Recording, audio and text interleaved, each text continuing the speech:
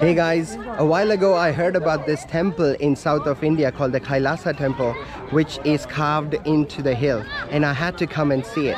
So we are here at the Kailasa temple. So this temple is carved in the hill, so they carved it top down. So let me show you the hills actually. So these are all hills over here, and this temple is carved top down. So that's the way how you get into this temple place. So let's go in and actually see what it is like. To begin with, it's got such an Indiana Jones kind of feel. A lot of damage has been done to all the art that's been done on the walls on the outside. I believe this is because India has had many rulers who have come from outside who do not understand the culture and the art and the amazing artwork that they have done over here and what this all signifies. So it's not been taken care of as well as it deserves. So let's just go in and see what it is like.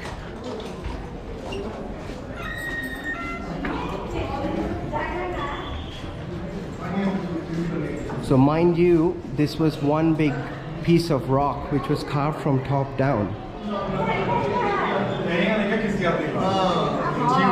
Wow, look at this. It's a woman sitting in a yoga position with two elephants on the top. A lot of detail over here. I think that's kind of like an umbrella on the top.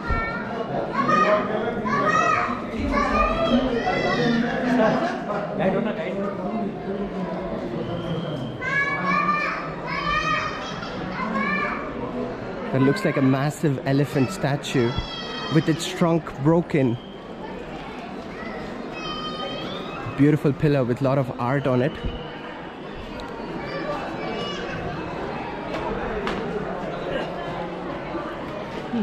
Look at this bridge connecting two sections of the temple. So this was one big piece of rock being carved from top down, and they had to make that planning that this is where the two pillars will be and the bridge connecting between them. So when they're carving from top down, they went, we'll only take it off here, we won't touch this part, and then here, top down thinking. Incredible.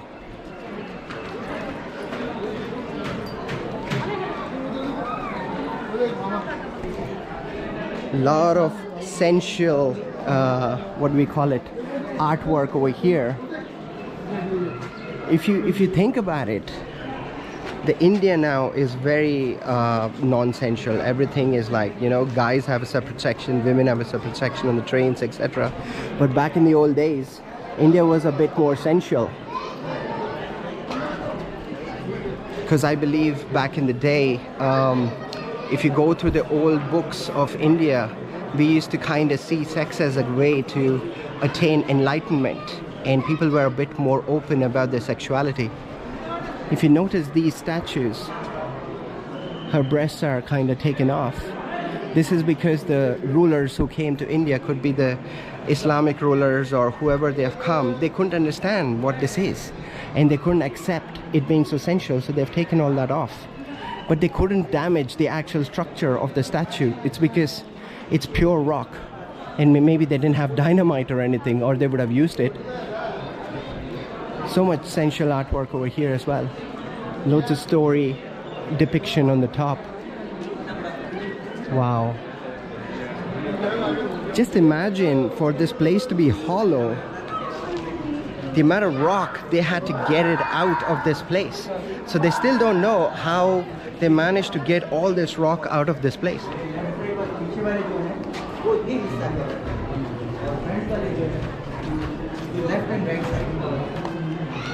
So that's the other elephant, same as the one before, but this is a bit more damaged.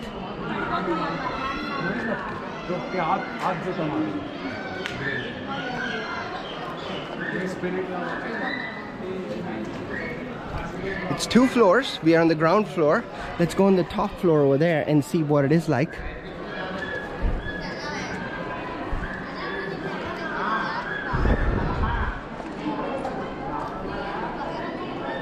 So there are pillars holding the structure.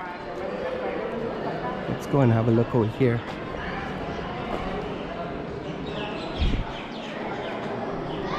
You can see it was chiseled. If you notice, it was chiseled from left to right. I think there's straight lines over here. I don't know if it's man-made or I don't know what they used.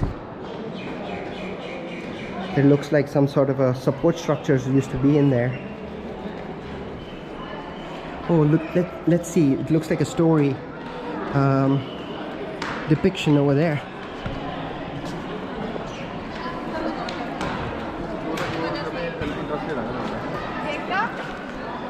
Wow. Oh, there's a honeycomb right on the top.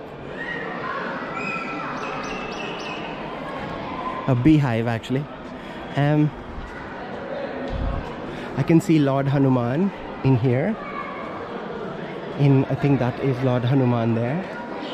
I see a bow and arrow. It looks like a story about people coming together and defending. Could be the Ramayana, what it is being depicted over here.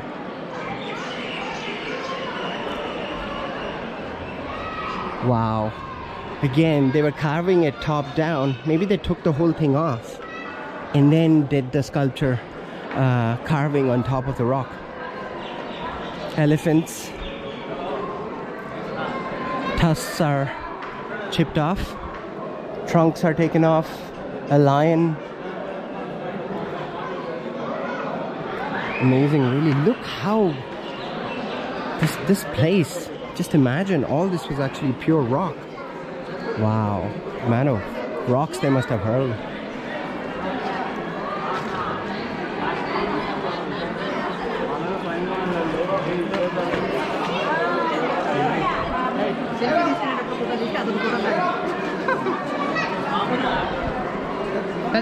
That could be goddess Kali with her multiple hands.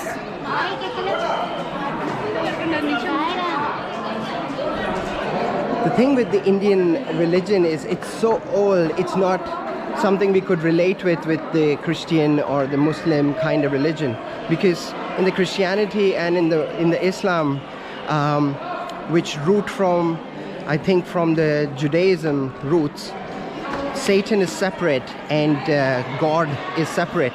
But in Hinduism, we have goddesses like Goddess Kali, who we worship, who you can see her with a fresh cut head of her enemies dripping with blood, and we worship them as well, because we don't see them as separate things, good and bad. We see them as complementary things. And so there is no good without bad, and there's no bad without good kind of angle. Therefore, you might see Goddess Kali somewhere here, or other gods with their tongues stuck out and looking scary and pretty violent and brutal. But we accept that as a part of life, because there is no life without death, and there's no death without life. So they are complementary instead of opposites. Wow, look at these pillars. And they're identical, are they? They're not completely identical.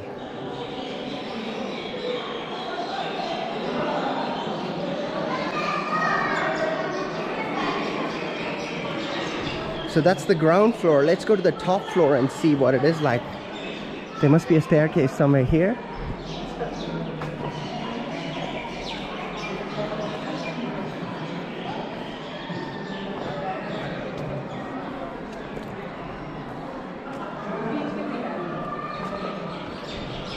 The rock is very sound insulating. I mean, you can feel a bit of, what do you call that, insulation of sound. There's not much echo.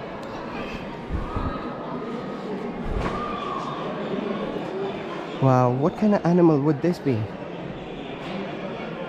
Weird. Look at that face. That doesn't look like any animal. That looks like a human face on, or it could be a lion, I don't know. There is talk that this could be alien technology which kind of helped them to make this structure, because they had to haul out a lot of stone to make this, and they still don't understand how they did it, and it's very facing the north or the west or something very correctly. So they need instruments to be able to be so accurate with their direction, making the structure point north or south or east, like a compass. Very, very busy today. I think I'll have to make a move or I'm going to be standing here forever.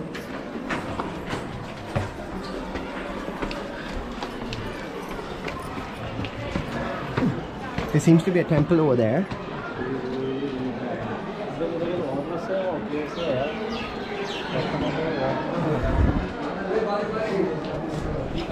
I wonder how it is when it rains.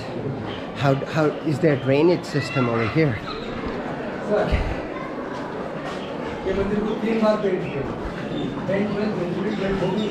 Bro, that's my good friend Rajesh. How you doing, bro? So we came here together. So that's Shanti. Hi Shanti, how are you? It's amazing. It's amazing. So they are my lovely friends here with me at the temple. And my man, let's go inside and check out. Where is that?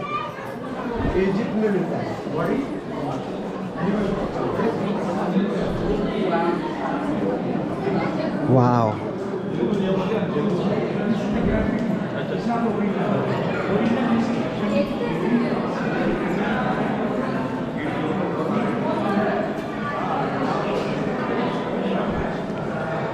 I don't know why there is no light over here, but it adds to the whole effect.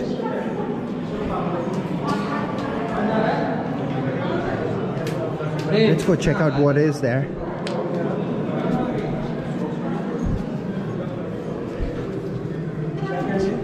Okay, that's Lord Shiva's Shivling. So that's actually... Everybody's pushing me around here, so because I'm in the entrance, but it's actually a phallic symbol.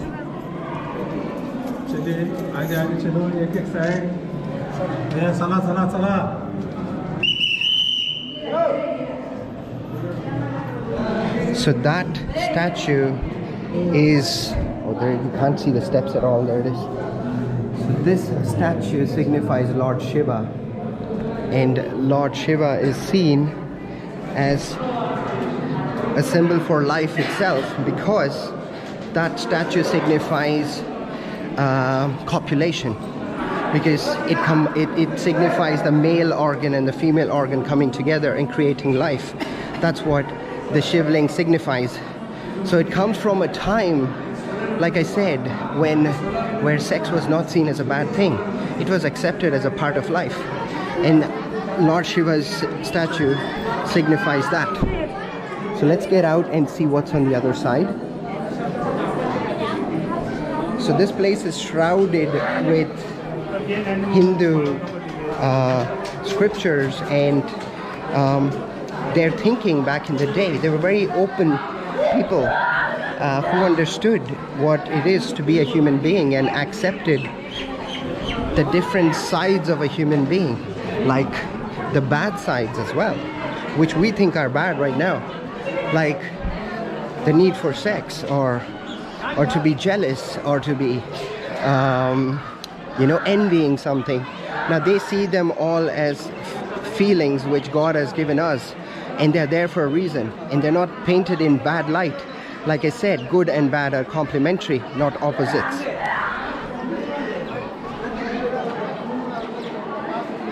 So let's just check out that chamber, and I think that's a good summation of the place. Very popular. Everybody's out here. Hello. So let's just go in and see what is in this room.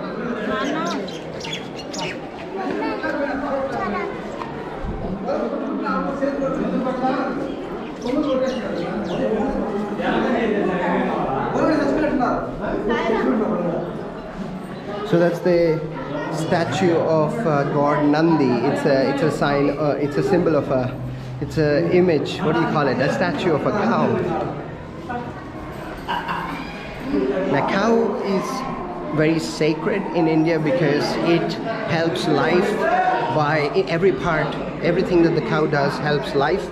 It gives milk, it helps you till the ground. Even its dung is seen as therapeutic, etc. So that animal helps life propagate. So it is worshipped in India, the cow. Another elephant statues over here, vandalized. Trunks are broken. But sure, it is what it is. History can be pretty violent, and it usually is. So I'm very happy to be here. It's got a lovely feel of old India, which I think is the authentic India, which we have lost in different translations of what it is. And we see things in the negative light now. But if you see this place with an open mind, you would really understand how the old people who made this place really understood what life was, where opposites of life are not actually opposites, like good and bad are not opposites but complementary. Hope you enjoyed this video, and see you in the next video, guys. Take care. Bye.